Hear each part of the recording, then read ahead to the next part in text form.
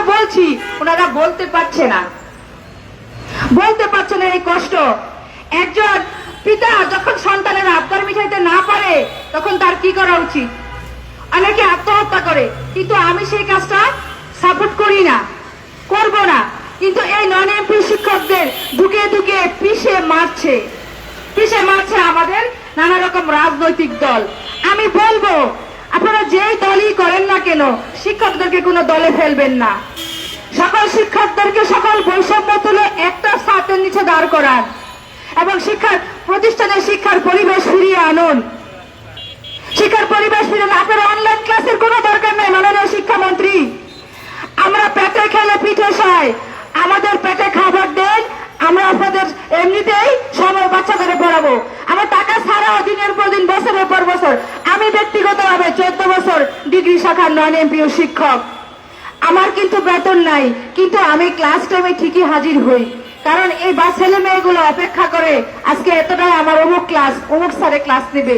আমরা সেই সময় ধরেই যাই। আমরা বাচ্চাদেরকে বলতে পারি না, বাবারা আমরা বেতন পাচ্ছি না, আমরা তোমাদেরকে পড়াইতে পারবো না। আমরা শিক্ষক, আমাদের ভিতরে মানবিকতা আছে। আপনারা আমাদেরকে সিঁড়ি মনে করে অতিক্রম করে গেছেন নৌকা, মনে করবেন না বেহেশত এত সহজ না। এই যে আমাদেরকে কষ্ট দিচ্ছেন, আমাদেরকে অমুক্ত রাখছেন, আমাদের অধিকার থেকে আমাদেরকে বঞ্চিত করছেন, এর বিচার নিশ্চয়ই আল্লাহ করবেন। আল্লাহ ছাড় দেন, ছেড়ে দেন না। দয়া করে বারবার অনুরোধ করছি, দয়া করে আমাদের পরিশ্রমের পারিশ্রমিক দেন, আমাদেরকে এমপিও মুক্ত করে দেন। আমাদের গত বাজেট ছিল, সেই বাজেট থেকে যতটুকু হয়ে যায় নতুন বাজেটে দিয়ে আমাদেরকে শেষ করেন। আমরা রাস্তায় দাঁড়াইতে চাই না। আমরা আত্মসম্মান বলে খিদা মানুষকে অনেক কিছু করতে বাধ্য করে আমরা আজকে রাস্তায় এসে দাঁড়াচ্ছি। আপনার মাননীয় প্রধানমন্ত্রী এবং শিক্ষামন্ত্রী বিনীত অনুরোধ করছি, আপনারা এই নন এমপি শিক্ষকদেরকে আর অপমান করবেন না, দয়া করে। সম্মানিত ভাইরা, আমরা সরকার কর্তৃক নিয়োগপ্রাপ্ত নন এমপিও শিক্ষক, আমাদের চাকরি আছে কিন্তু বেতন নাই। সম্মানিত ভাইরা, আমাদের এমপিও ভুক্তির দাবিতে এই মুহূর্তে আপনাদের সম্মুখে বক্তব্য রাখছেন নীলফামারী থেকে আগত আমাদের সম্মানিত নন এমপিও শিক্ষক নেতা মাওলানা মোহাম্মদ আব্দুল হান্নান স্যারকে তার বক্তব্য রাখার জন্য অনুরোধ করছি।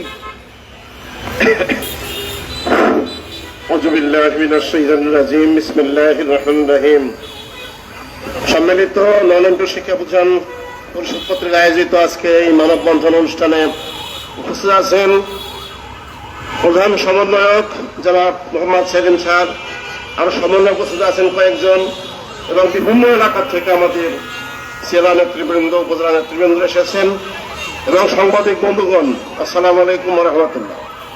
আপনারা জানেন যে আজকে সারা দেশে স্কুল, কলেজ, মাদ্রাসা, কারিগরি এই ৩,৫০০ ৪,০০০ শিক্ষা প্রতিষ্ঠান আছে, যেটার জন্য আজকে দীর্ঘদিন ধরে আমরা আন্দোলন করে আসতেছি।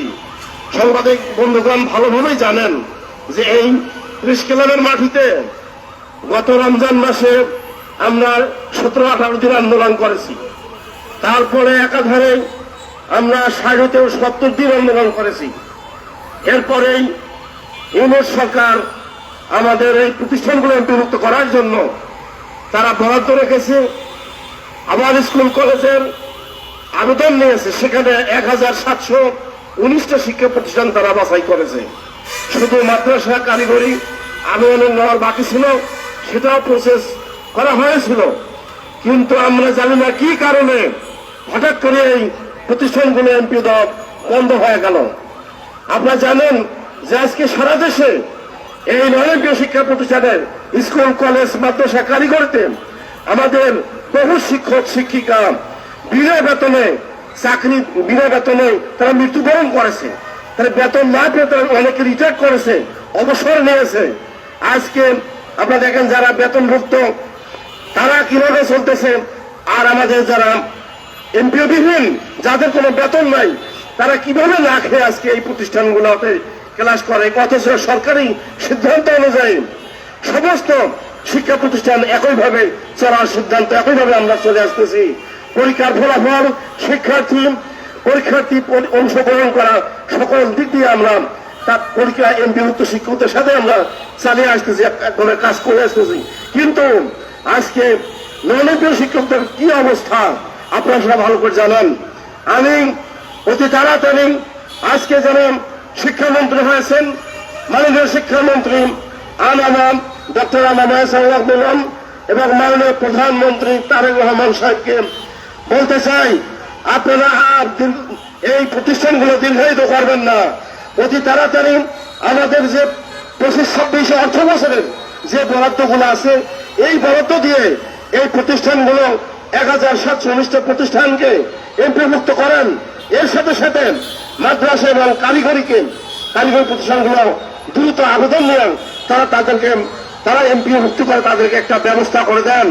আর যেগুলো প্রতিষ্ঠান থাকবে আমরা চাই সারা দেশে স্বীকৃতিপ্রাপ্ত সচল শিক্ষা প্রতিষ্ঠানগুলো যারা বাকি থাকবে আগামী 26-27 অর্থ বছরে সেগুলো আপনারা এমপিভুক্তির ব্যবস্থা করেন।